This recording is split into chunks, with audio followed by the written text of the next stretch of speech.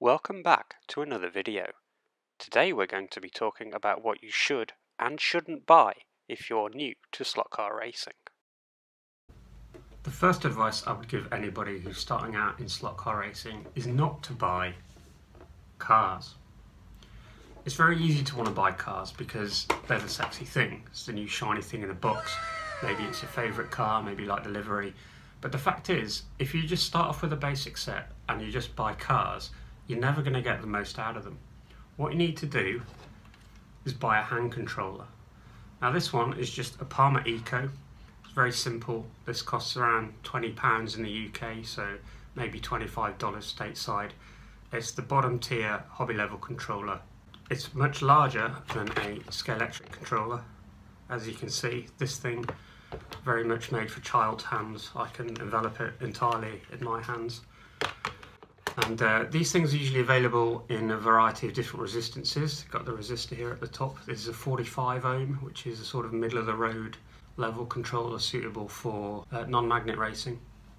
You can get them low as down as 6 ohms, right through 15, 25 and up to 60, which will be something like a standard Scalextric.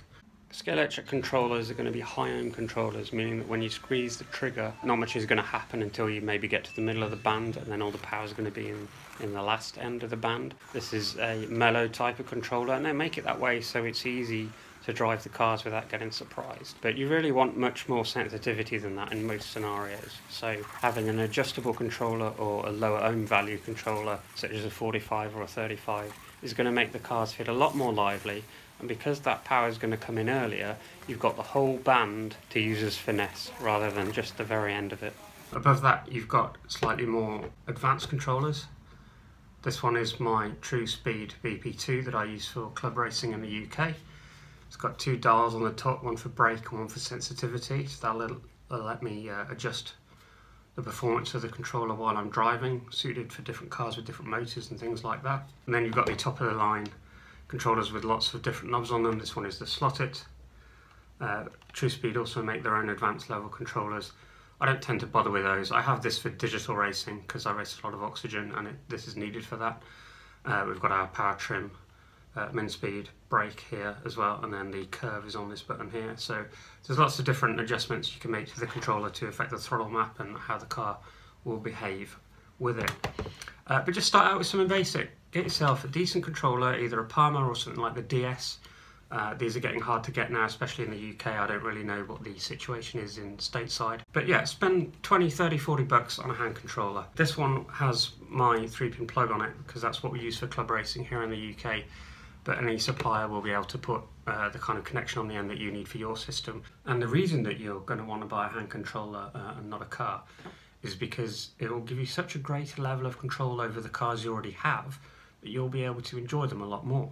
If you just buy another car, you're not going to be able to drive it any differently to how you're currently driving the cars with the controller you've got. I mean, this, again, going back to this standard Scalextric, it's horrible. It feels horrible. This is a toy product that's made for, you know, toy store type stuff. And if you upgrade to something like this, you've got a nice nylon trigger here. It's a very progressive, smooth transition across that band of resistance. And then of course you get something like Slot It. This works on Hall effect, so it's magnetic. So it's silent. You can hear it click because I'm at the end stop, but there's no sort of grinding of that resistor. It's purely done on magnetic position. And then these controllers, I don't know how these work. I'm not an expert in controllers, I just know that they're important.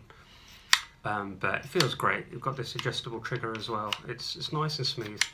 And you'll get that responsiveness out of the car. So when it really comes down to it, you're spending maybe half the price it will cost you to buy a car, but you're getting an infinite amount of cars worth of value out of it, because not only will it transform every car that you already have into something that's much more drivable and easy to handle, but it will do that for every car you ever buy as well.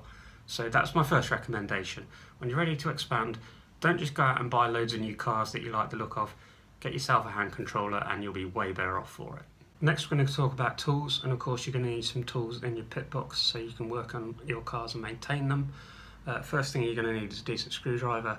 This is a Posi 00, but really any cheap Posi driver is going to do. That's what the majority of cars will use for their body screws. I've also got a Phillips 00, and I've got 3 flat blade screwdrivers, a number 1 and number 0 and a double 0 there as well. When you start messing around with suspension and screwing your motor in and things like that, those will tend to use flathead screws. A lot of the metric screws are flatheads as well, as opposed to the sort of plain threaded screws which are more suited to positrizers or Phillips. You find just buying a cheapo Christmas cracker quality screwdriver to start off with, so you can take the bodies off your cars and things like that, but once you get down to actually needing some fine adjustment and a set of tools that's going to be durable and not just wear out once you've undone 3 screws, then I would recommend investing in a decent quality screwdriver set. I get a sort of professional screwdriver set. I wouldn't bother with these sort of jeweller's screwdrivers that have got the turning cap on and they're silver, and they're just rubbish, to be honest. Get a decent set of screwdrivers and they'll last you a lifetime. After screwdrivers, we've got our hex drivers, of course. This brand, Wera, you can see that. They're really good. These are really cheap. It's £3 or £4 in the UK, so maybe $5 stateside. There's a 0.9 for the 2mm grub screws, which are the most common type. This is what I use. And then for the larger screws, the 1.3 and the 1.5, I have these by Scale Auto. These are actually fixed torque, so they'll click once they reach the recommended torque for that thread type. A pair of scissors. I use this for cutting wires and trimming braids. Got some side cutter pliers here. Got side cutters and of course a needle nose plier. These are really old actually. My granddad made these and I've just inherited them years down the line. I've got a couple of toothbrushes just for cleaning out dirt and debris. I've got a clean one, which is the blue one, and a dirty one, which is the yellow one. So anything that's really horrible, I use the yellow one, and like just dust and stuff, I tend to use the blue one. Those are just supermarket value toothbrushes, nothing special going on there. I've got a scalpel handle here, and the blades, of course, I keep them in a box so they don't get damaged or I don't stab myself. You'll be needing to trim stuff, so I'd recommend a scalpel and not a Stanley knife, because Stanley knives are not very precise and they're quite bulky as well, take up a lot of room in your pit box. So get a decent scalpel set and make sure you keep on top of your blades, the condition of the blades. And then we're looking at some more slot car specific tools. So I've got this half Ninco pinion press, and I've got this puller as well. This is for fitting and removing pinion gears from motor shafts. My kit is probably not the best example. This Ninco press, which I've removed the puller part from, is terrible, quite frankly. It's the cheapest thing on the market, and it's what I started out with, and I've still got it. There's loads of different kinds from all the pro manufacturers. Just buy the one that you like the best. I've just stuck with this because I've had it for years and it's not really more complicated than that. Something else I'd recommend you get is a car setup block. This is usually just a flat surface with a groove cut in it for the guide blade to sit. This particular one also has cutouts, so if you're running oiled tyres or sensitive tyres, it means they're not going to be touching the surface if you let the car rest on these. But yeah, it's a flat surface, and the primary function is to check that your chassis is straight and to set up your ride heights front and rear. Other things you want to keep in your pit box are some gaffer tape. This roll's nearly empty, but it's useful for cleaning tyres. Lighter fuel, lighter petrol, whatever you want to call it. This is great for cleaning braids, also tyres, and a rag to go with that as well. I've got some light machine oil here, which I use for bearings, and then I've got some grease for gears. Got some clear nail polish. This is useful for the front tyres, and then I've got a couple of little bottles of super glue. I keep toothpicks as well, because it's quite easy to apply glue with this or grease, or clean out any small areas of dirt. With the super glue, this one acrylate, I tend to just buy the tiny little tubes, because anyone who's used super glue will know that after you've used it 2 or 3 times it becomes unusable because it clogs up. So rather than buy a big bottle and just let it go to waste, I tend to just get the small ones, and then if it clogs up it doesn't matter. That's pretty much it when it comes to the pit box. When it comes to workbench tools, obviously you're going to need a soldering iron. Again, this is very basic 15-watt iron that I did not spend a lot of money on, and God knows how old this awful soldering iron holder is. It looks like this has been passed down a few generations as well, but it does the job. You know, I've seen a lot of people with much more capable temperature control soldering stations and things like that. If you've got the budget, go for it, but it's not really necessary. You don't need anything more powerful unless you're going to start soldering metal chassis and things like that, which I'm not concerning myself with in this video. You're going to want a rotary tool, a Dremel.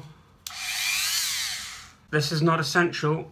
But it's kind of one of those things that once you buy, you think, how did I ever get along without one of these? They're very, very useful for trimming motor shafts or doing any kind of cutting or fabrication work. So if you're going to advance beyond the simple car maintenance stage and you're looking at actually buying stuff to build cars with, then you're going to want a Dremel. Needle file set off, this is just the one. Hot glue gun is a must. I know a lot of people don't like using hot glue, but I think it's pretty useful. The reason for that is it's quick, it can easily be removed just using some lighter fluid, and it does the job 99% of the time. People that say, oh, you shouldn't use hot glue on motors because it warms up, and it doesn't matter, it'll be fine.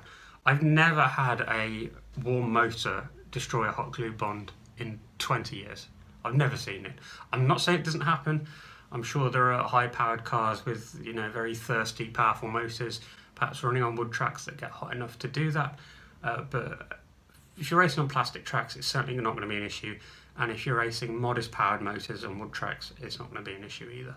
Something else you're going to want for your workbench is a nice adjustable power supply, so you can run your cars without using them on the track. This is useful for running in motors, trimming tyres, or any other instance where you're going to need power to the car. Adjustable voltage is nice, ideally from 3 to 12 volts. These aren't too expensive. Just pick one up, it'll really help you with your car tuning. When it comes to upgrading cars, most people fall into the trap of buying faster motors, but what you really want to buy are faster tyres. There's absolutely 0 point whatsoever buying a faster motor and putting it into a car with crappy tyres, because all it's going to do is spin the wheels up and you're not going to be able to use any of that power, and it's going to be a complete waste of time and money. You're far better off buying some decent tyres for the cars you've already got. That way you'll be able to use all of the power in the motors they come with, even if they're low powered motors. You'll find your lap times will just go straight down because you can actually use the power of the motor and put it into the track and get some forward motion going. Of course, you've got your lateral grip benefits as well, so tyres really are where you need to spend your money when you're starting out. Of course, if you've already maxed out your car, done a little bit of tuning and you still think it's a bit slow, fine. Experiment with the motor or the gear ratio perhaps, but don't just go and buy the motor because you think that's the thing that's going to make it fast straight away, because it isn't. I've already got a video talking about tyres, of course, but the most common upgrade is probably going to be a urethane or a rubber. If you've got a Scalextric or a Carrera car, then it's probably going to be urethane. It will suit those track surfaces as well. If you've got a different brand of car, maybe a Ninco or from one of the tuning or professional brands, then a rubber tyre is probably going to be the best bet for those. But really it's horses for courses. It depends on such a lot of different things as to whether one tyre is better than the other, and it just depends on the application. I'm not going to talk too much about what you should buy for your track because tracks are often a flight of fancy, but if you're going to run without magnets, then track borders are certainly something you want to consider buying so that you can run with all that extra width on the track and slide out the back end of the car, and it's not going to cause you to de-slot. And I'd recommend getting these borders for your track before you get too far into the car tuning rabbit hole, because there's no point making your cars that much faster if you can't use the track space that you've got to actually drive quickly because you're sliding off the edge and de-slotting all the time. Another upgrade that I think worth considering for the home track, especially if you've got a longer circuit or have multiple lanes, is to replace these standard transformers with a regulated power supply. The transformers that come in box sets are often quite limited in terms of their power output and capability, so getting a proper power supply will help the car and the track run much better. That's all for today's video. Hopefully I've made your brain a little larger and your wallet a little lighter, but at least you spent your money in the right areas. Thanks for watching. Don't forget to leave a like on this video if you enjoyed it, and subscribe to the channel for more slot car content. See you next time.